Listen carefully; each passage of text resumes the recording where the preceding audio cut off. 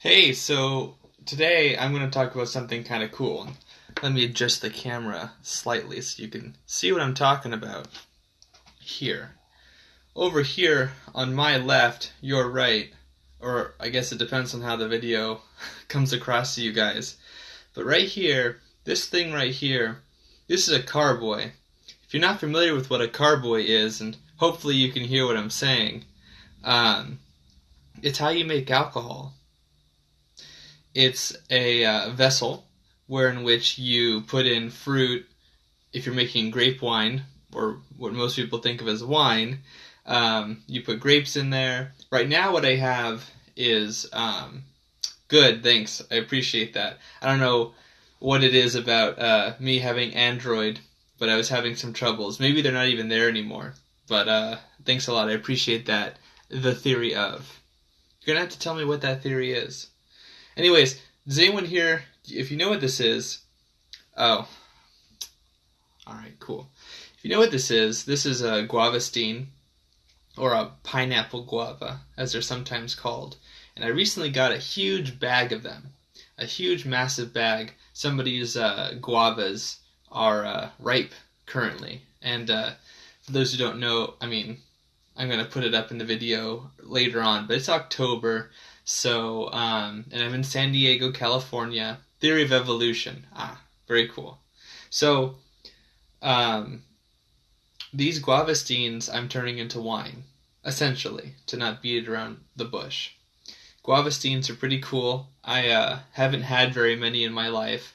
The last time I had some was quite a long time ago, several years ago. And these right now aren't too ripe. They're going to have to ripen a little bit in the bag. But I did take some of the somewhat ripe ones and cut them down the center and scooped out the insides, which are very fragrant, very floral, fruity, sweet smelling. And these were the ones that aren't super ripe. So I took some of those, I scooped them out, ate some myself. I liked it, but I like sour things. I'm kind of odd with taste. I love savory, not big on sweet. I love sour though, and I love sweet, some kinds of sweet. I like sweet and sour at the same time, kind of in that like chemical sort of way. Anywho, so I put those in the carboy here. And I recently got, so this is a 1 gallon carboy. Before I go on, this is 1 gallon. I actually have a 3 gallon and a 5 gallon carboy, or two different ones. And I used to make a lot more wine.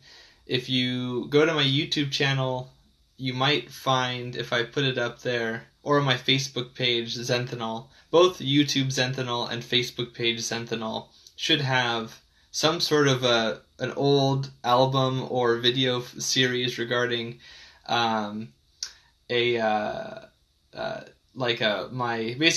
adventures and misadventures in winemaking at home brewing. I've never made beer, however. How do you spell that? Carboy. Perfect. That's exactly how you spell the word carboy. You're totally correct. And there are other names for these sort of vessels, but essentially carboy is the one that I'm most familiar with. So anyways, I took the so I've made like lemon and lime wine, which was kind of odd. I called it hornet venom, and I really liked how clever that was to myself, but it was super sour. I used a recipe that's sometimes called, I think mosquito piss is what it was called, or something like that. So you can see where they're going with that sort of flavor scheme and with the name. But what I just bought today were different kinds of yeast. I've got five isolates here. And as I look upon them in front of me, I can see that I have some that I remember. So the yeast that is being used is Saccharomyces cerevisiae. That's the binomial name for wine yeast and also for bread yeast, but they have different kinds, different strains, different isolates, and that kind of a thing. And they all impart different flavors, they also have different characteristics. For example, some yeast isolates can weather higher alcohol content, and they can live longer and exist longer in that environment, so you can get a higher ABV from using that kind of yeast, if that's really important to what you're trying to do. If you're not trying to do that, you might want to use yeast that maybe don't produce as much fusel, or what are called bad alcohols. Sometimes at high heat, you can have yeast create what are called fusel, which is German for like bad or not good alcohol. Like isopropyl, believe it or not. Isopropyl alcohol is commonly made in bad temperatures, and there's a really great anecdote about that that I always like to mention, where essentially the long and the short of it is that there was a guy who was trying to homebrew beer on his yacht because he was out at sea for a long time, and so he wanted to do something when he was out at sea. Fusel. So before I go on to that, somebody asks, how is it not good? The isopropyl, well, it tastes terrible. That's why it's not good. And your body is very, very sensitive to the fusel alcohols. So even if there's a very small amount, if the heat, if the temperature changes and fluctuates a lot, even a small amount of that production during those stressful times is easy for the human body to pick out. And that's the problem that you come with, is that because we're so sensitive to it as people, it's very bad for the winemaking, because you will pick out what is essentially a very fractional chemical in the composition, but we're highly sensitive to it, and it tastes very terrible. And there's a reason for that. It's because it usually signifies something has gone spoiled, because that's what alcohol fermentation is, right? So that's the reason why. So hopefully that explains that. Oh, yeah, and, you'll go blind, as Cannabis mentions. Exactly. You will go blind. It's not something you should be drinking. I've actually got some 91% isopropyl alcohol right here, which I use to clean equipment, and just as like a sterilant when I need it, when I'm doing sciencey stuff and I have tools and such like that. It's really important to have some good cleaner on hand. So you don't want to be drinking that stuff. It's not good. You clicked out accidentally. Well, I won't hold it against you. I definitely click out of things accidentally as well. But like I was saying, so the story goes is that this guy wants to make beer on his yacht because he's going to be out at sea for a long time. And essentially what happens is that he doesn't know that you're not supposed to brew beer or really anything in a non-temperature controlled environment. Not because it's, again, you get the fusel alcohol problem, but not because it's like terrible. But you're not going to make a good quality product usually. Usually you want to keep the temperature very nice and consistent, and also at a certain level, which depends on what you're making. So he didn't know that, and he made this beer, and when he came back, he started making the beer, same recipe, at his house, and he found that it tasted very different. And here's the I remember mentioning this story in a recent video that I shot for the Nerd Night in San Diego, the San Diego chapter of Nerd Night. Yeah, so you can go find that video out on my YouTube channel, Zenthanol, if you're not already subscribed, or if you're not already following me on that platform. And I go into detail about how, because of the change in consistency and temperature, no, sours are not considered fusel, which is spelled F-U-S-E-L, if I remember correctly. I like sours, personally. Fusel alcohols are an entirely different thing. So the guy comes back home, he makes the same beer, same recipe, same vessel, everything. And it tastes, to him, not like he remembers. He doesn't like it. And the reason why is because there's no accounting for taste. He liked the kind of crappy beer that he made because it tasted like the adventures he was having at the yacht, out at sea. And that makes sense, I think. And, that's why some people know something tastes bad. I mean, that's not the only reason why, but sometimes people have a very specific taste, and it might be very, very divergent from what most people consider normal or common, and that's okay. But it was kind of funny because he was told that was the reason why his beard had changed so much, is that out on the yacht he had no temperature control. And back at his house he did, and he was making things the way he should be, and he was creating a product that he wasn't used to. So, kind of an interesting anecdote.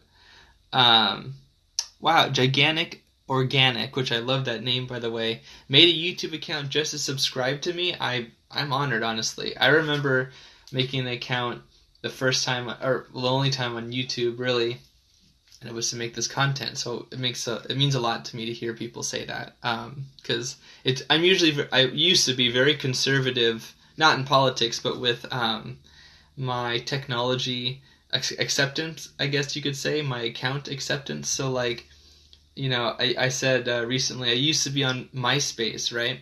And then when the Facebook thing got popular, I stayed away from it at its inception. And the same thing happened in YouTube, because I was like, who knows? Is this going to be the best thing, the next thing? Is it true? I'll stay with my thing I'm already used to. The devil that I know, not the devil that I don't know.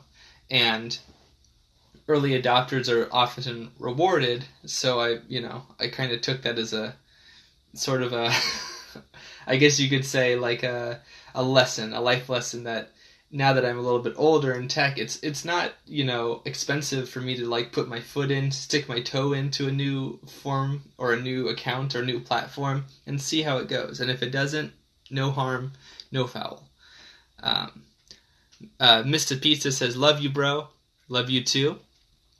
I really appreciate that people really enjoy this talk, and I definitely appreciate being called a real one. Thanks a lot, man. So anyways, these yeasts that I've been talking about here, there's a bunch of different kinds. I don't know if you'll be able to get this on the camera, or if I will be able to. Oh, it's going to be backwards anyways. That's right. So we've got D47, Saccharomyces cerevisiae. We've got EC118, which is, I'm most used to using this one. It's very common as far as I understand it to be. I also have the 71B1122 isolate, which I've also used quite a bit. And then there's this K1V116, 1116. And then we have the Borgoven RC212. And I bought these because they all have different features. They all have different, histories and things like this. And I find that kind of stuff really cool. I love that kind of stuff. I love just, getting all of these different, microbial isolates and then, testing how does this one fare for this recipe, or what does this one do, and what's this one going to be like for me. And honestly, you can't really mete out the qualities except for doing the same batch multiple times, obviously, kind of like a science experiment. But I don't really care. I'm not really doing it for that. I'm doing that because it's kind of cool to me, and that's sort of the art. Rather, it's more art than science in this case for me. Cannabis 420 Grow asks, is there a kind of alcohol or acid responsible for the sour effect of sour beers? Maybe just acetic acid production. Yeah, definitely. I know that it's very common for people to add. Mr. Pizza says Brettanomyces yeast is the yeast that makes sour beer. Yeah, actually, I remember reading about that as well. So it's a totally different genus. And I don't know if Brettanomyces is also the yeast that's used for sourdough. I don't remember off the top of my head. Somebody might be able to chime in. Maybe Mr. Pizza can. But there are acids and things that people add to beer and wine, like citric acid even, and other compounds. Not like a ton of not like a pharmaceutical hodgepodge of different chemicals, but there are definitely additions people make, and there's people on all kinds of the spectrum of home brewing that are like, this is okay, this is not okay, this is bad for you, this is faking it, this is real. For me, when I make stuff, I'm not concerned with how other people make their stuff at all. But for me, what makes it really fun and interesting to me is to not make things out of a model. I like to take the fruit that I get from people who I've worked with. I like to take the fruit from my own garden, my own trees. I have a pomegranate tree right outside. These I got from an associate who was like, "Hey, do you still make that wine?" And I said, "Yeah, I do." And they're like, "Cool. Here's a bunch of Guavasteens. Have all of them, make a bunch of wine, and just give me some." And I was like, "Sure, I can do that. That sounds like a great plan." And that's what I usually do. So for me, making it from scratch is really important. It's what it's the creativity that I appreciate when I'm doing home brewing. I'm not really making it because I drink a lot of alcohol, to be honest. I'm actually not a big drinker. I just like the process. And my friends like that I just like the process because they get to have what I don't. Mr. Pizza says, "It seems like there's a few other yeasts people used, but Brettanomyces is the main one." Okay, cool.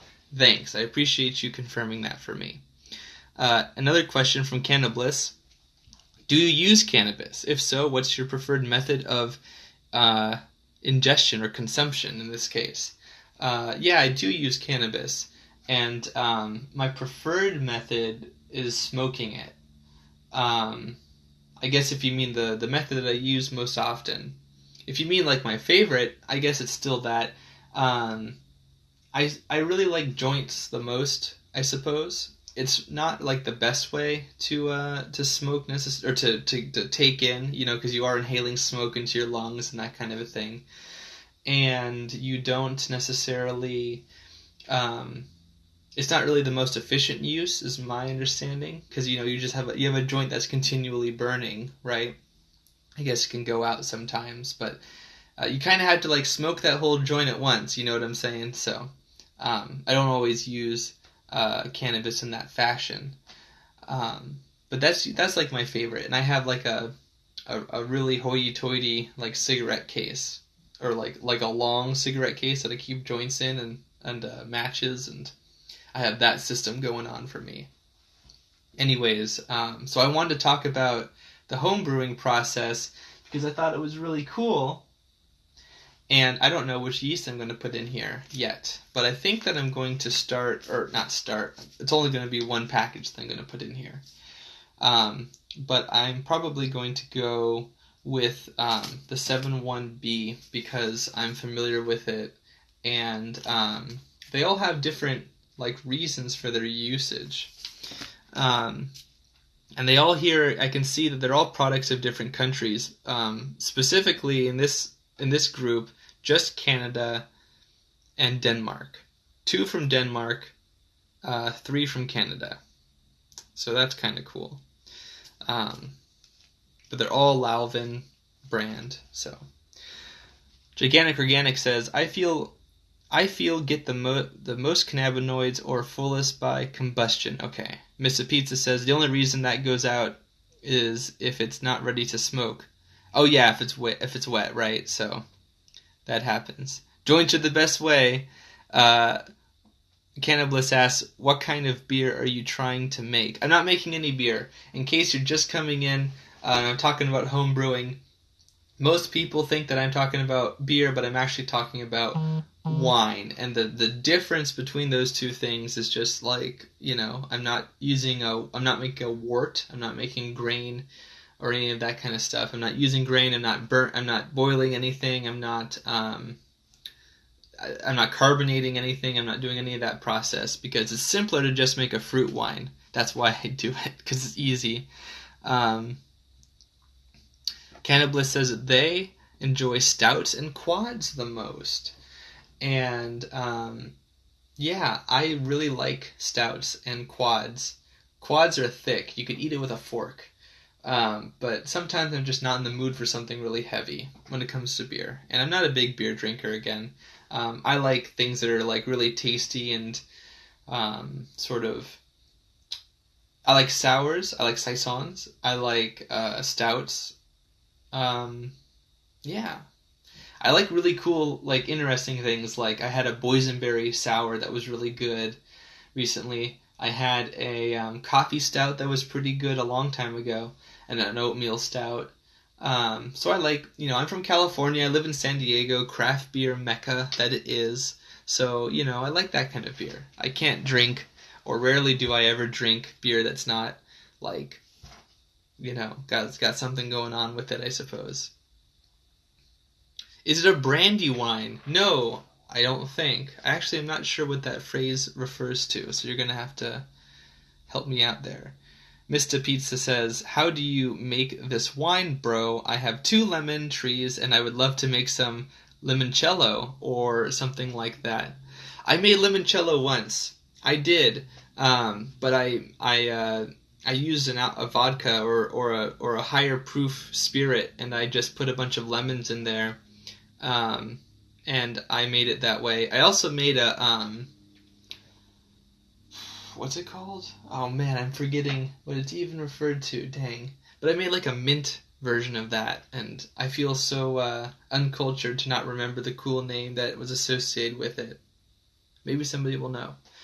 But I made one of those too with peppermint that I grew myself, and that was kind of a cool experience as well. And actually, I went to there's a garden trading.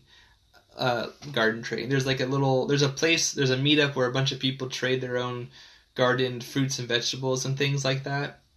Some people were making sourdough, some people were bringing eggs, a bunch of other sorts of things like that. And I brought the alcohol, and I was pretty popular for that, so that was kind of fun too. Plopolly says, or asks, what kind of fruit are you using for your wine? I'm using Guavasteens. If you've never had a Guavasteen, they're quite fruity and floral. They're also called pineapple guava, and you can even smell on the rind. Very much a sweet pineapple smell to them. Kind of like pineapple flesh smells very fruity in that way.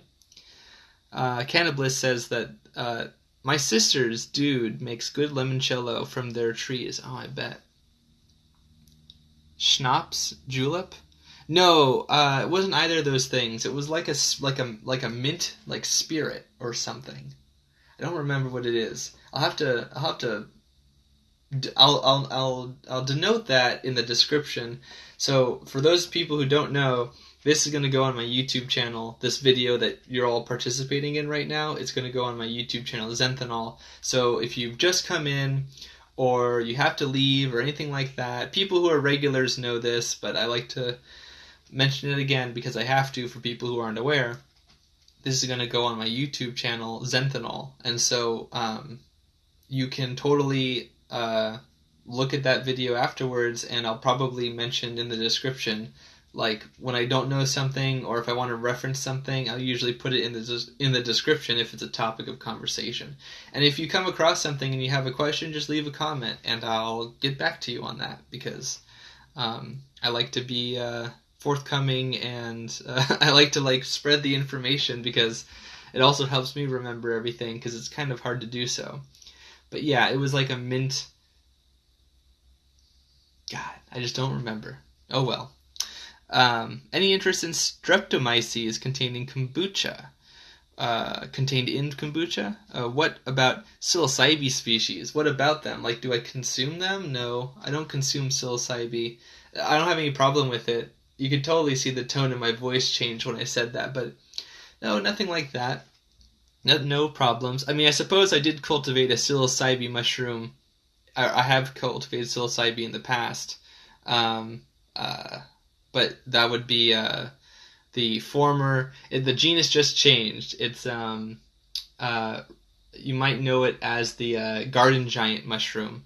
I don't know I think the taxonomy. I think the old name is conserved, but that's actually the genus that it belongs to, or at least the most recent taxonomic designation puts the garden giant or the wine cap mushroom in the psilocybe genus, but I'm actually not sure. That's the joke I always tell people anyways.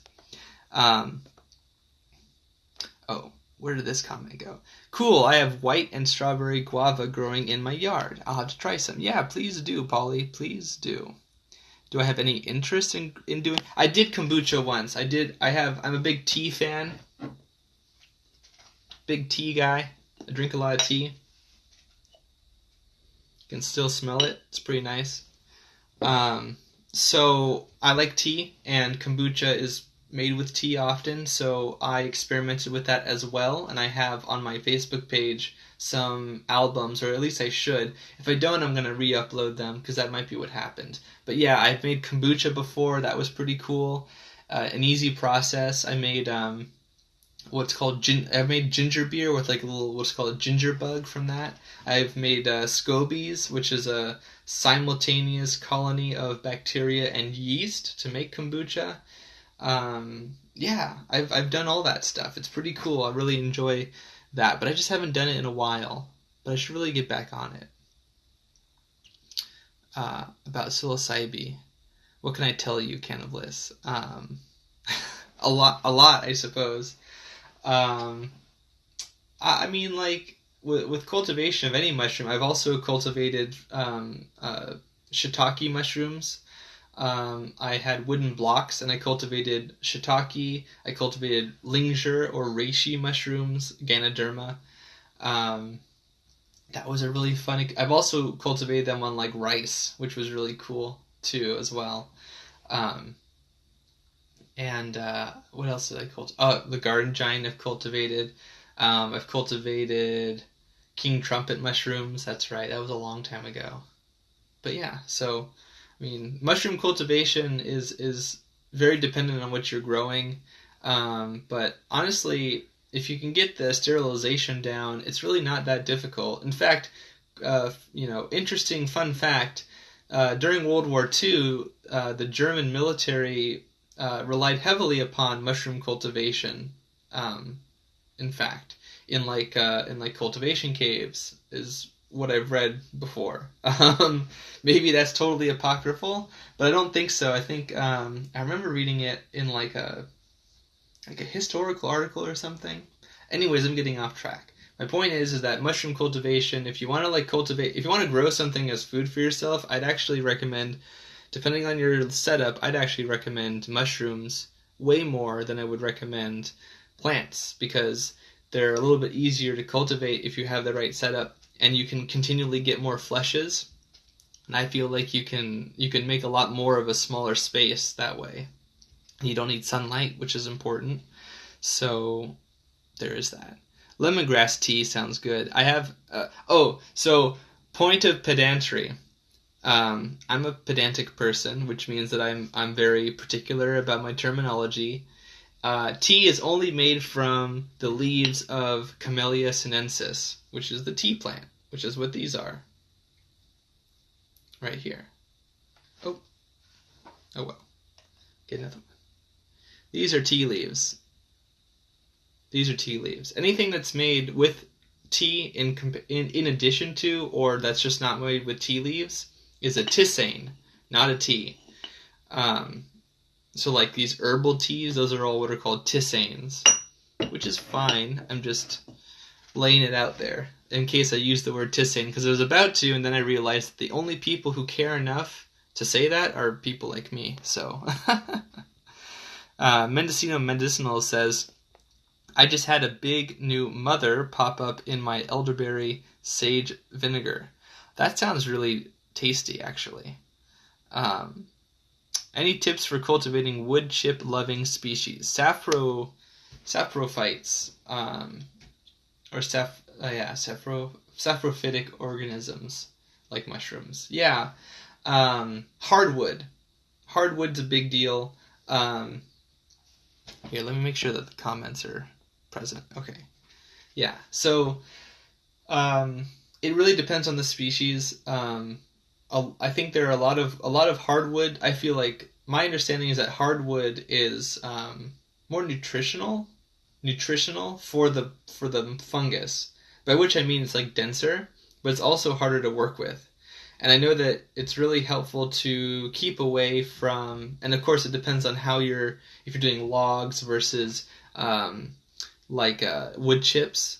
Because like with the Ganoderma and the shiitake, I did wood logs. With the garden giant, I did wood chips. But both of them were hardwood. And I remember working with grape wood, and that was really hard. And oak, of course, is very hard and very dense. But you get more fleshes, is my understanding.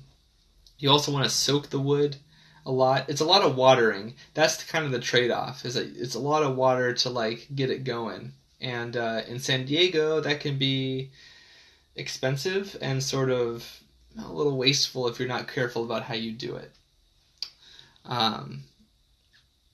Does this hardwood concept apply to orchids as well?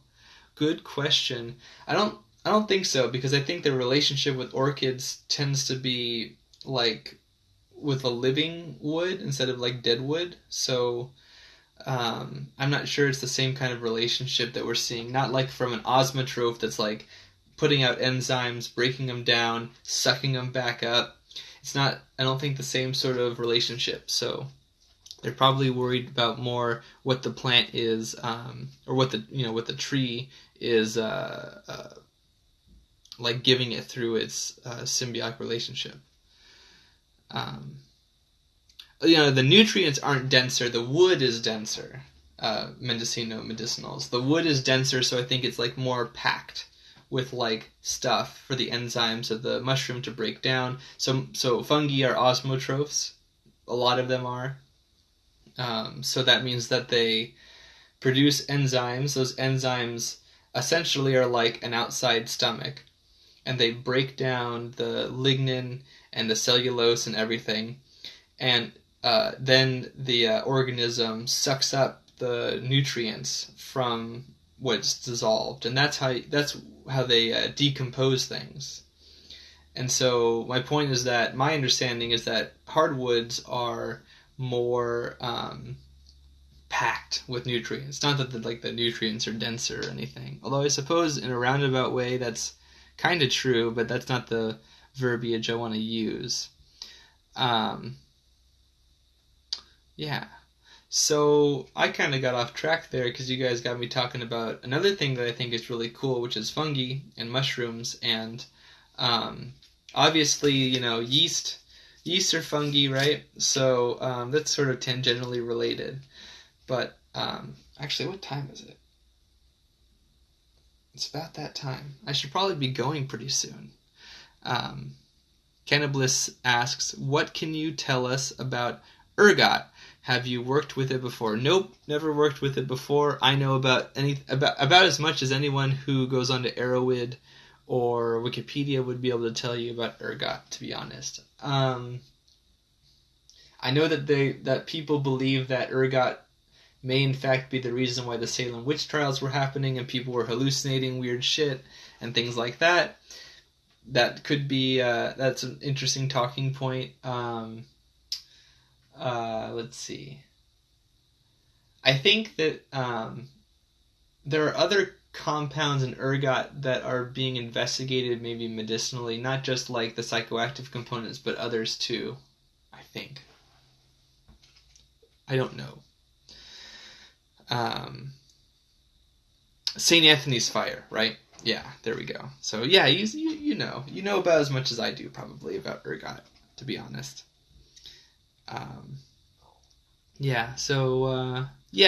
Home brew, right here. Guavasteen. It's about like half a pound in that 1 gallon carboy. So I'm gonna see how that goes. I'm definitely going to be on live when I taste it, and it might suck, but that's part of the experimentation, right? I'm interested in seeing what I can make and trying to get back into that hobby of homebrewing. And if you live near me, if you live in San Diego, reach out to me, and maybe we'll try it together. That would be kind of fun.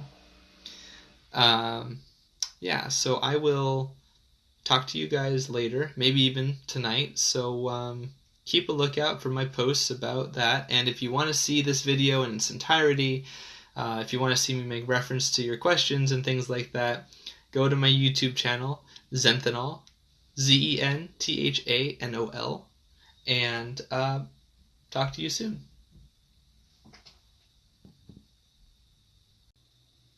Today I had a really cool thing happen to me, so I'm going to add this to my live feed video for today. And the thing that happened to me was that I was interviewed by the Nippon TV program, or the Nippon TV Corporation. And they're a Japanese television agency, essentially. And they do news and they do other sorts of things like that. But it was a very cool experience. I was interviewed with a few other people about growing cannabis, particularly growing it for oneself was the main topic. And it seems like Japan, or at least this particular set of people who were interviewing, are going to be interviewing people in Canada and also interviewing people in America, and they're going to have like a small segment, and I'll be in it, and a few other people will also be in it, and I'm very much looking forward to seeing how that all kind of comes together. It was a really cool opportunity. It was actually very laid back. It wasn't super energetic or ebullient. It wasn't full of... not to say that it was boring by any means. It was a really cool experience, and I think mostly for the novelty of it, I was very much interested and appreciative of the opportunity. But I was not... I mean, it was sort of like they got the footage, they interviewed, they asked questions. It was a good time. It was a good time, and I even got the person's business card who was doing the interview. So that was a really cool thing. I'm even in this shirt, so if somebody like on the YouTube records sees this shirt, same necklace, right? Then they will know that it was me who was on that TV show. And I don't know when it's going to be. I don't know when it airs. You know, all that Japanese television that I watch all the time. I'm going to be watching it when it comes on, right? I'm not. Hopefully they'll send me footage, possibly. Or they might not. Or they might have it on the internet, which would be really cool. But because I got the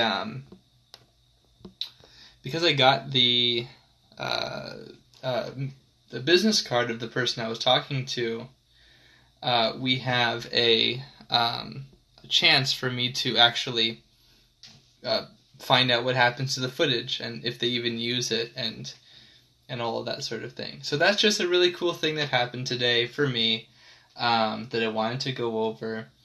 I got a lot of interesting and helpful and positive feedback from the people where I posted this on my post just recently. So I'm really cool. Not really cool. I'm really feeling cool about the whole experience. So I think I'm going to leave it at that for the most part. Also, my homebrew has started fermenting already. I put in the yeast not like 5 or 6 hours ago, and now it is starting to ferment. Right? Yeah. You can barely see it, but it is fermenting at the. You know, I think I'll go get it and show you what I'm talking about. So, for those of you who've never homebrewed before, this might look kind of odd, but as you can see as I'm talking here, there is CO2 that is being produced by the yeast through their metabolization of the sugar in the solution. So they take this sugar, they eat sugar, and they exude alcohol, and that's what you're drinking when you drink alcohol. You're eating yeast excrement, essentially. So essentially, the carboy here contains the fruit, the must, and the solution, right? And then you have this plug here, and you have this device, essentially, that there's water here that's been filled, and the CO2 comes in, and as you can see as I'm talking, comes out, There's a little pressure valve here that's created through the water being at a certain level, so you can let the CO2 come out at a very even pace. And you can also measure how much the respiration is happening.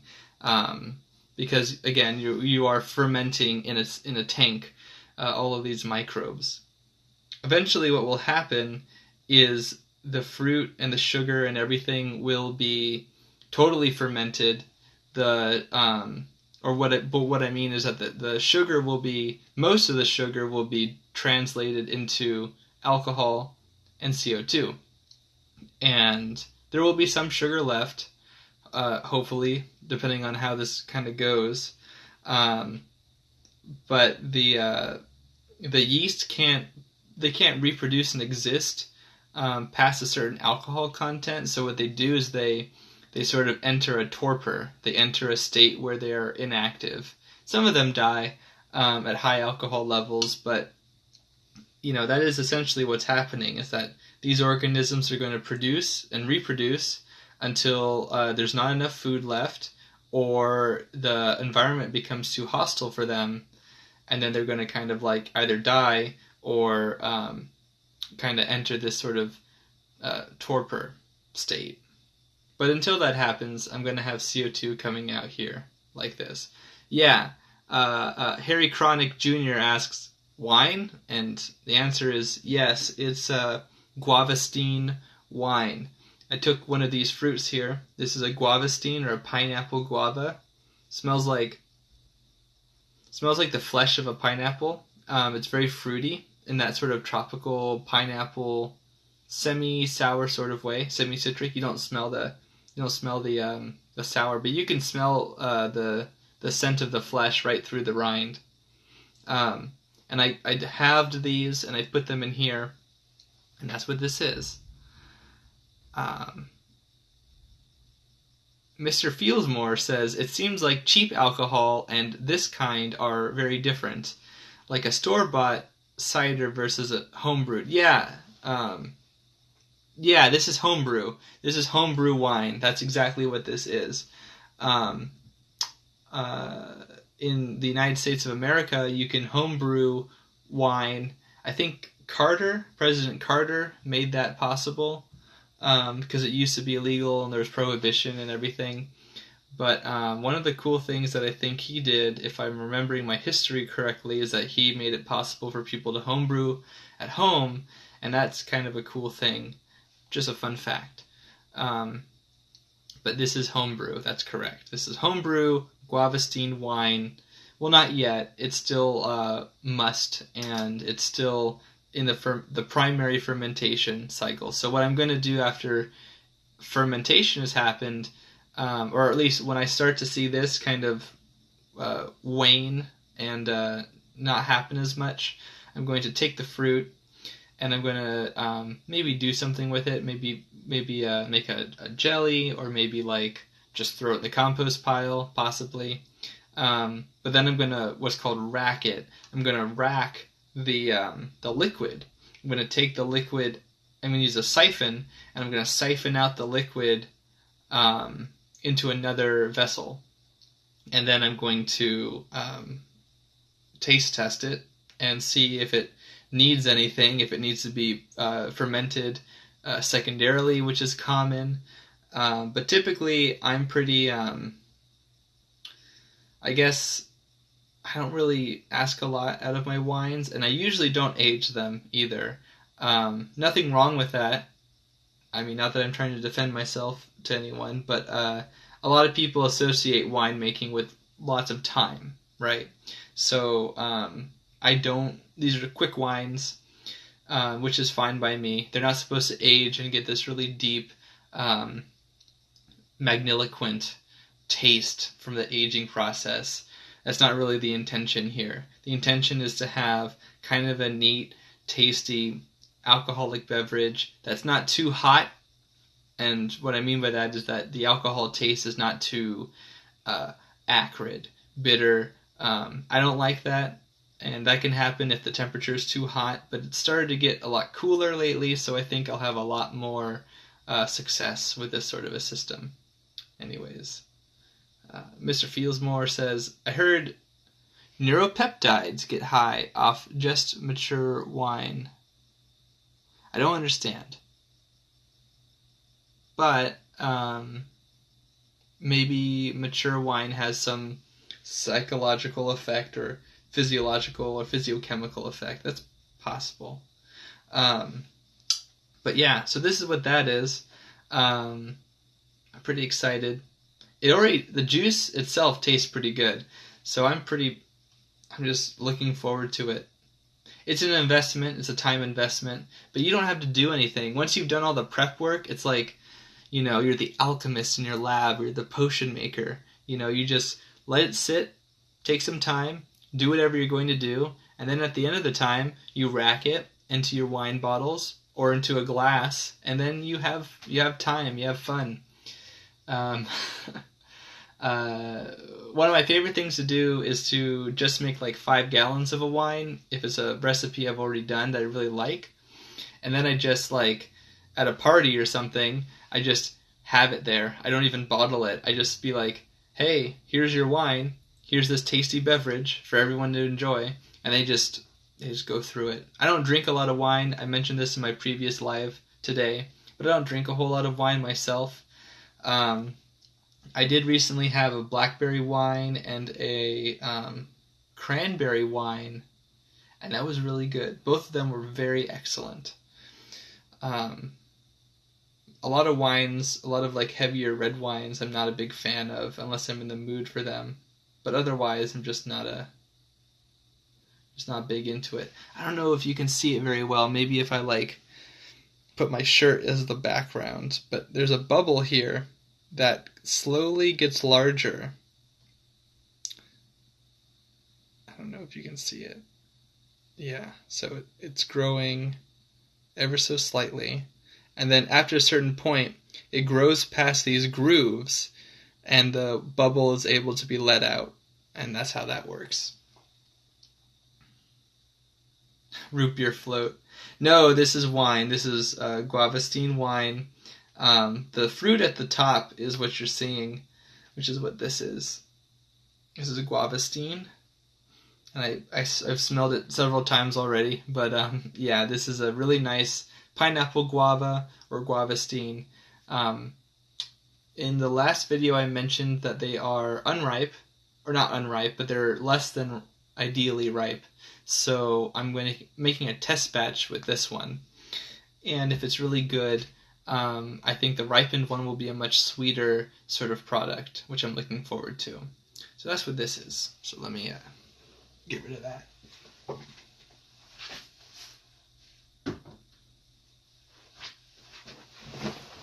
Anyways, so that's what that is. That's all I wanted to say. Just, I got interviewed by a Japanese TV production company, which is pretty cool. And